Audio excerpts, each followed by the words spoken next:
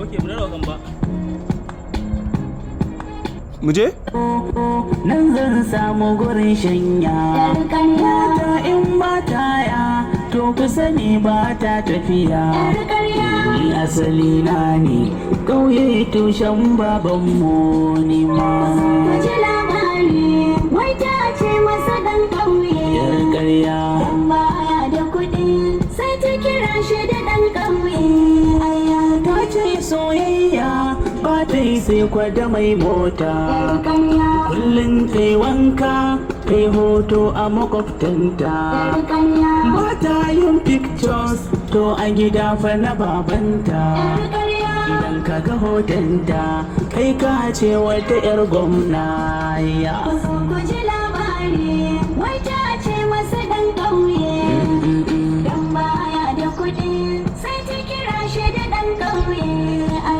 Ni ba na ƙarya dan na saka shi saman TikTok. Ni da nawa nake aiki ba na aro ba nake TikTok. To magana ɗaya ce ban amsa a saman network. In ba tsoro ba kowa ya yi pict a gida na so.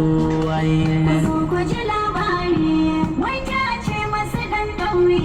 Ƙarya. Dan baya da kuɗi sai ta kira shi da dan ƙauye.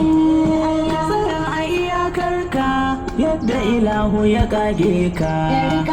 Shi ramin ƙarya za ya ƙware dai ba shakka. Komai kan sauya sanda rabi ya dube ka. Mai ƙaryar shi dai to wata ran zai sha kunya lallai.